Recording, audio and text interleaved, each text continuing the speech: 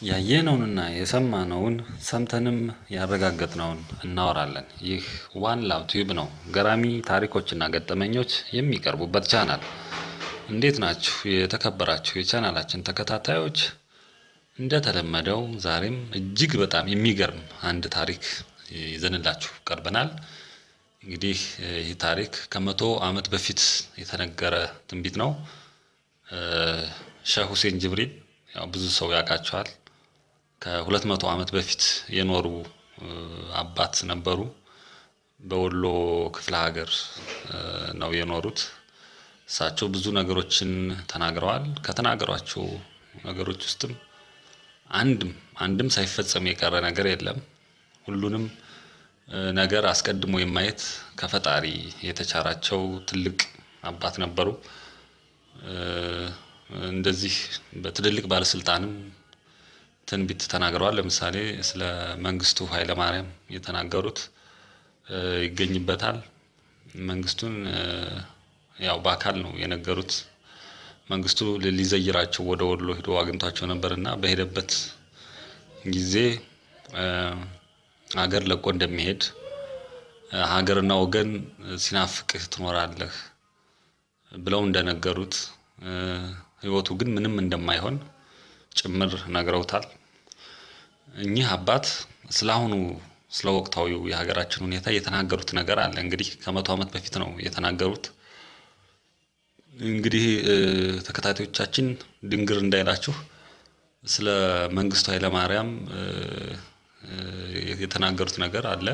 እሱ ያው በቅርብ ጊዜ ነው የምናውቀው። የተናገሩት ግን እንዴት ከመቶ ዓመት በፊት ተናገሩ ሊሆን ይችላል ብላችሁ ትንሽ ድንግር ካላችሁ እሳቸው 200 ዓመት ነው የኖሩት እድሜያቸው ማለት ነው።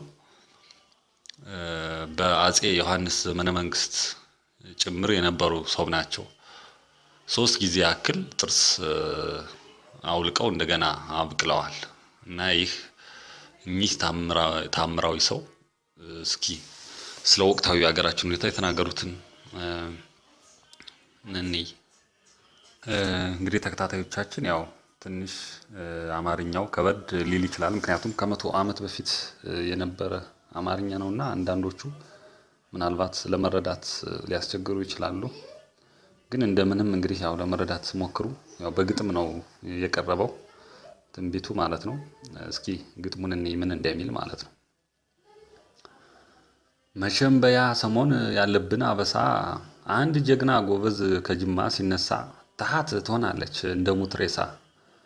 መልኩ ልጅ ኢያሱን ንግግሩ ሸጋ ፈገግታው ያማረ አህላቁ የረጋ ህልቁ ይወደዋል ከቆላ እስከ ደጋ። በምስራቅ በምዕራብ በደቡብ ባገሩ ሁሉም የሚወደው አንደበተ ጥሩ። ሰሜን ይጠላዋል አጀብ ነው ሚስጥሩ ወሎ ተደስቶ ሲደልቅ መረባ። ሰሜን አንገራግራ ስትል ወጣ ገባ ይመሽግባታል ዝንጀሮና ሌባ። እንደ ልጅ ኢያሱ እንደ ወሎው ልጅ አይኑ አራት አይና ለአገር የሚበጅ። ምቀኛ በዝቶበት ይቸገራል እንጂ ምቀኛው ከማጀት ከገዛ መንደሩ። ትንሽ አውኩታል አንገዛም ብለው እያንገራገሩ። ባይሆን ይቀጠፋል ኡምራቸው ባጭሩ ከ3 ዓመት ኋላ ለዓለም የሚበጅ ይጠናል ወንበሩ። ቀልቢያው የኢያሱ ወኔው ያባጀቦ በጠላት ዙሪያውን በሂስድ ተከቦ።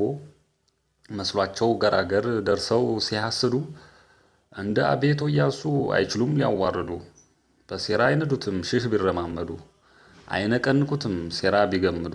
ከሰማይ አውርዶ ወንበሩን የሰጠው አላህ ነው ዘመዱ ይላል ግጥሙ።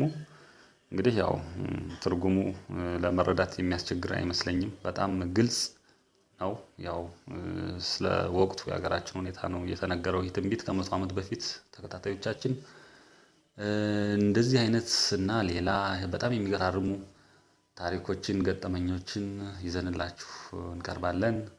በሌላ ዝግጅት እስከምንገናኝ ድረስ ደህና ሁኑልን። ፈጣሪ ሀገራችንን ይጠብቅልን። አሜን። ቻው